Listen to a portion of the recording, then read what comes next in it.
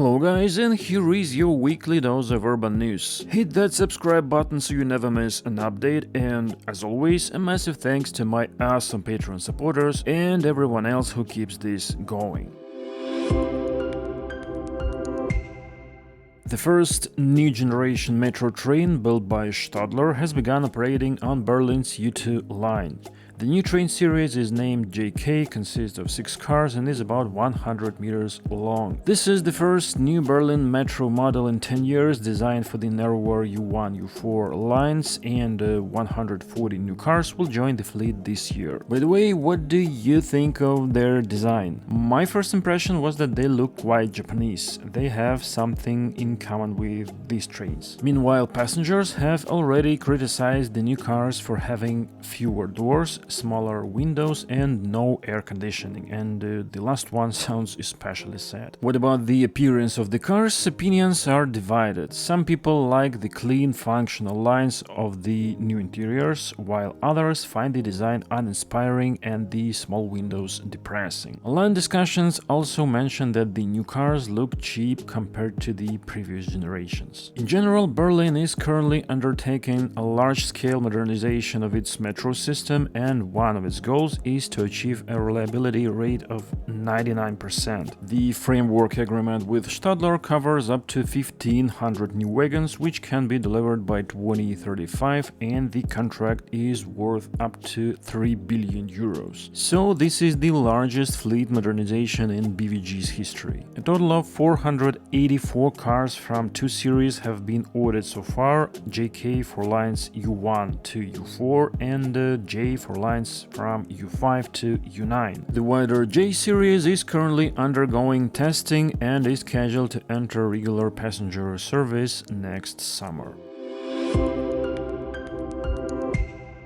And right away, another news item from Germany, from the city of Magdeburg, where a new Flexity tram has begun transporting passengers. The city currently has 2 such cars. One of them continues to be used daily for training drivers to work with the new vehicles, while the second one is now starting to serve passengers and will be used on all lines to gain experience in daily operation. 8 cars are scheduled for delivery by the end of the year, and all 35 trams ordered should be in Magdeburg by the beginning of 2027. The new trams are 38 meters long and can carry up to 241 passengers and are equipped with air conditioning, Wi-Fi, USB charging ports, and modern passenger information systems. These new trams will gradually replace the old Tatra wagons as well as older low-floor units that have been operating in the city since the 1990s.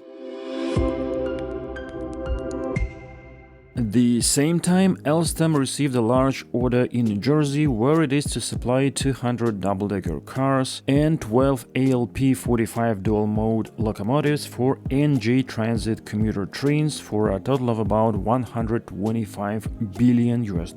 The new cars will replace the 40-year-old single-deck Comet cars, providing a 12% increase in capacity and greater reliability. The locomotives will replace some of the NJ Transit's older diesel units and will be dual mode, meaning they can run on both overhead power and their own diesel engines on non-electrified sections. The design looks brutally American, but the train is expected to reach speeds of up to 200 km per hour in electric mode and 120 in diesel mode. Actually, I'm not sure, and maybe it only applies to the locomotives themselves, as the shape of the carriages doesn't look very aerodynamic.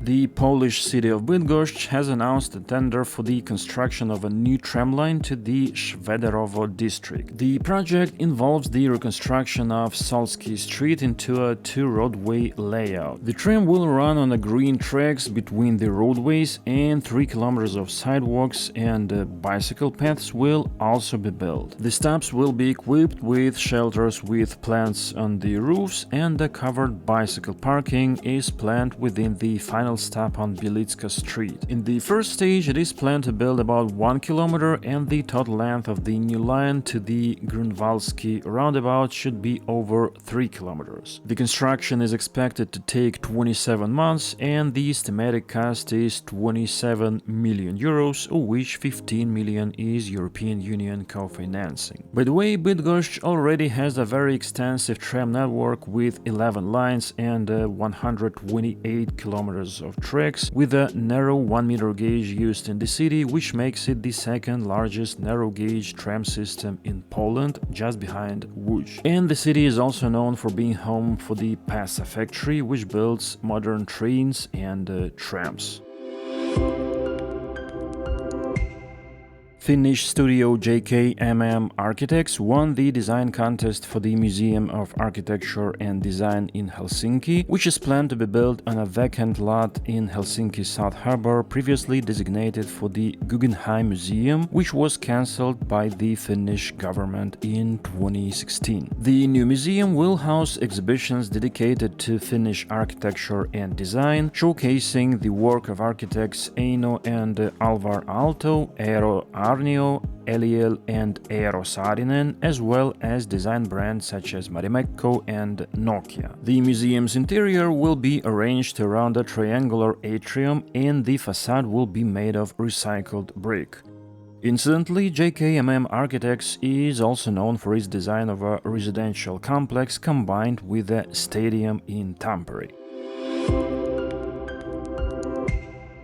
Meanwhile, Ukraine has launched new 22-kilometer rail line with European gauge between the stations of Chop and Uzhhorod, which is the first large-scale European gauge rail project in the country. It was built in less than a year, and now there are two parallel lines operating between Chop and Uzhhorod, a 15-20mm broad gauge line and a 14-35mm European gauge line. The construction cost was about 27 million euros, half of which was financed by a grant from European Union, and the other half was covered by a loan from the European Investment Bank. So, starting September 12, direct passenger trains run from Uzhhorod to Bratislava, Vienna and Budapest. The next steps should be the construction of a European gauge line from Uzhhorod to Lviv, and at the same time the construction of such a line from Lviv to the Mostyska station near the Polish border, which will allow direct trains to run from Ukraine to Poland and other EU countries. The European Union has already allocated 76 million euros for these purposes under the CEF program.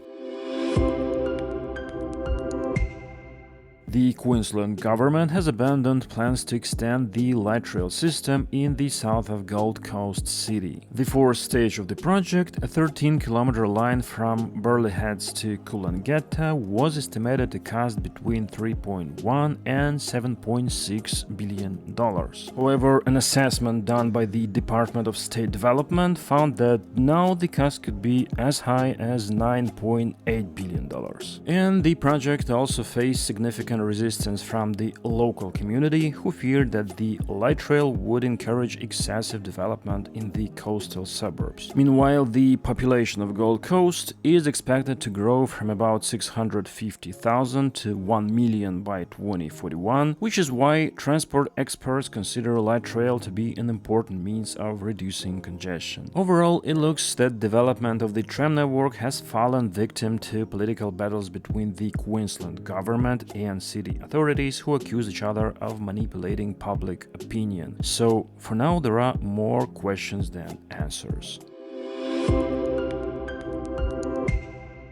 And finally, news from New Zealand, where the Greater Wellington Council has signed a contract with Alstom for the supply of new battery-powered electric trains, which incidentally is Alstom's first order in this country. In total, the city is to receive 18 5-car Adessia Stream B trains and pay 538 million euros for them, which will also include 35 years of maintenance. The new trains will replace the existing fleet of diesel units, which are scheduled to be decommissioned between 2028 and 2029. These will be the first battery-powered electric commuter trains to operate in New Zealand, enabling zero direct carbon emissions on non-electrified sections. They will be manufactured at Alstom's plant in Savli, India, and will carry up to 475 passengers at speeds of up to 120 km per hour. The livery will feature cultural elements developed in collaboration with indigenous design and innovation, reflecting the heritage of Aotearoa of New Zealand.